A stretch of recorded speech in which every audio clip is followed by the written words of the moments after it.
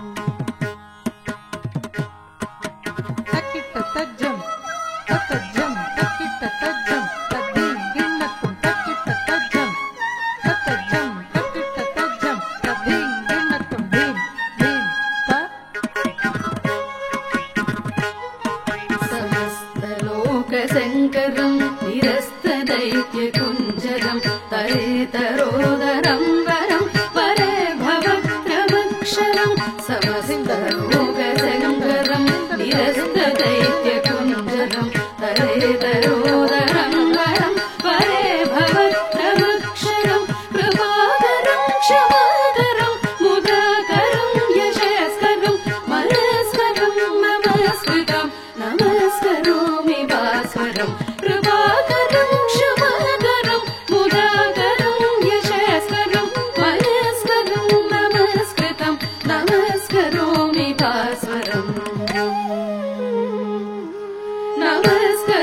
भजामि भास्वरम्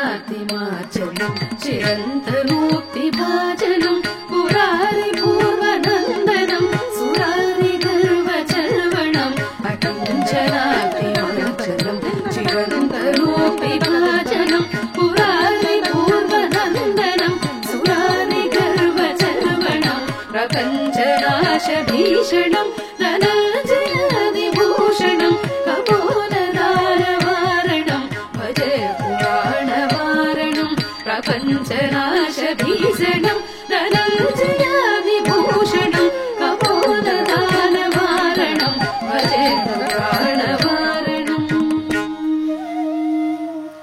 भजे पुराणवारणम्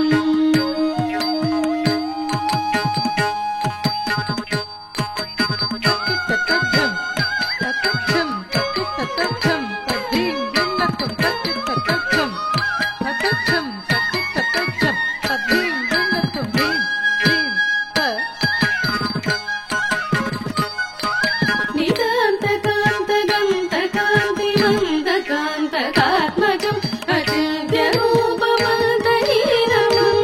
अचिन्त्यरूपमन्तहीनमन्तरायकृन्तरम् निदान्तकान्तदन्तकान्तिमन्दकान्तकात्मजम् अचिन्त्यरूपमन्तहीनमन्तरायकृन्तरम् हृदन्तरे निरन्तरम् वसन्तमेव योगिनम् तमेकदन्तमेव तम् विचिन्तयामि सन्ततम् हृदन्तरे निरन्तरम् वसन्तमेव योगिनम् तमेकदन्तमेव तम् विचिन्तयामि सन्ततम् विचिन्तयामि सन्ततम्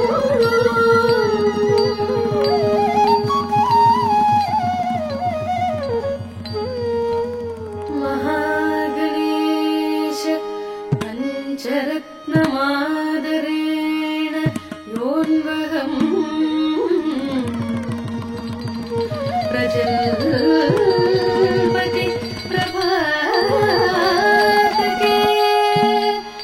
हृदि स्मरन् गणेश्वरम् अरोगताम् अदोषताम् सुसाहिती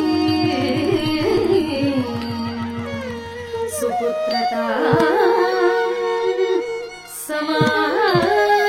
समाहितायुरष्ट भूतिरभ्युपैति सोचिरा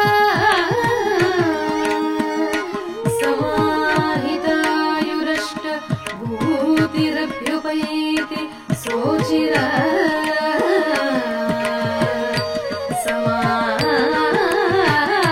समाहितायुरष्ट भूतिरभ्युपैति सोचिरा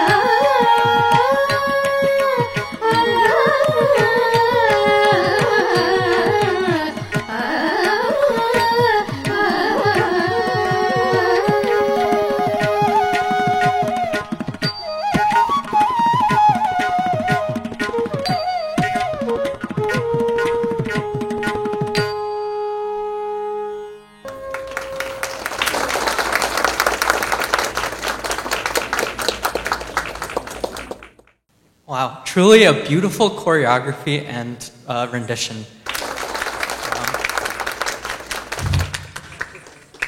Thank you so much, Mahatma, for giving us this wonderful item.